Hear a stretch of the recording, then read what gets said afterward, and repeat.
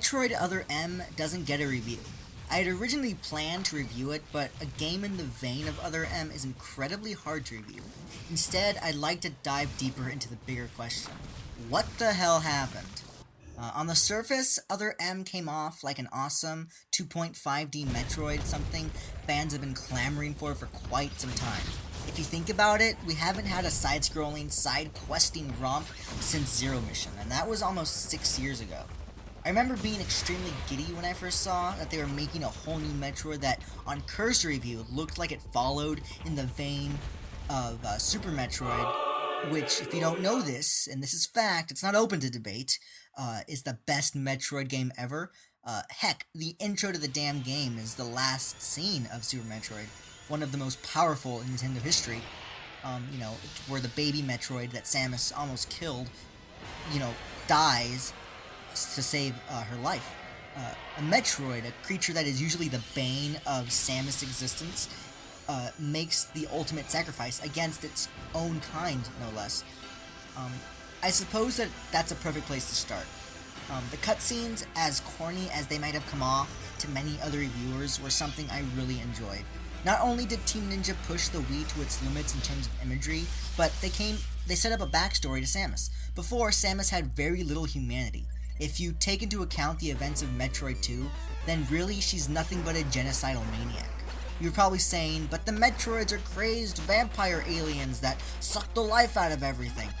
That may be true, but any fan of Metroid Fusion can tell you that the eponymous creatures that were actually created by the Chozo to combat the even deadlier X-Virus. Metroids aren't evil or good, they're simply, mind the pun, a brainless entity that lives to eat, and we can't hold that against them.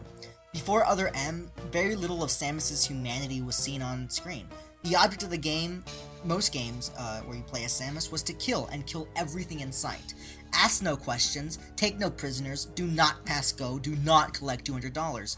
So yes, the cutscenes are corny, but they attempted to show Samus as what she is, a pretty complicated lady with more emotional baggage to shake an ice missile at. Yeah, I'm sorry, that last line was a bit forced, but you get the picture.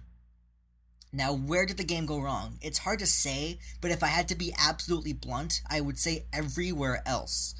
2 hours into the game, and it didn't feel like Metroid. At all. Some would argue that the Metroid Prime series isn't true Metroid. In my opinion, those people are wrong.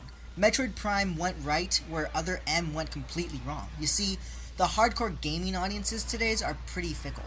Innovation is a word thrown out left and right and something people clamor for. This is excellent for us, as it keeps the video gaming designers on their feet, making them make a better product to survive. However, as the great Orson Welles once said, there's too much directing going on here. Metroid Prime made the drastic change into 3D, but if you ask a seasoned Metroid veteran, i.e. me, I'd argue that it still felt like Metroid. You were still Samus, you were still all alone on a map, you still had to upgrade your suit with awesome weapons, and every so often, just to keep you on your toes, they'd hurl an awesome boss battle at you. Awesome boss battles are never a bad thing, and the Prime series had boatloads of them. Yes, even Echoes. Other M didn't do anything innovative. All it did was take a bunch of ideas that existed in other games and supplanted them into the Metroid universe. Take the combat system for one. Automatic aiming, having to waggle your remote to use missiles, stylized finishing moves. Did any Metroid fan want this?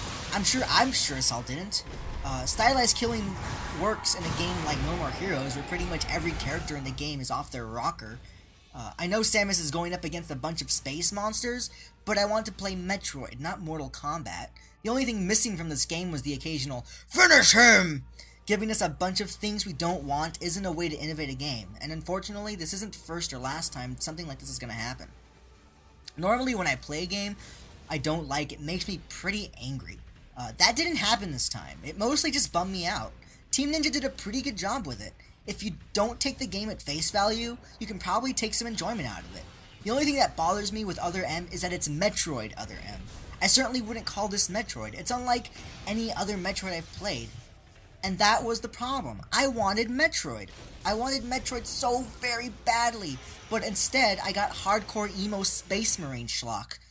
I think next time Nintendo outsources one of their intellectual properties, they should consider what kind of company the games company usually makes. It's almost no surprise how the game turned out, seeing as the folks that made it are the people behind Ninja Gaiden and Dead or Alive.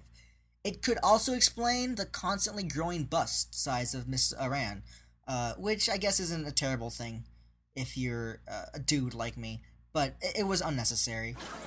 In my eyes, and I know this is kind of a controversial view, Other M will be to Metroid as Super Mario Sunshine was to Mario. It's not the worst thing ever. It's not a terrible game, but it's the worst thing to happen to the franchise. And it makes you wonder if that whole innovation thing is really all it's come out to be.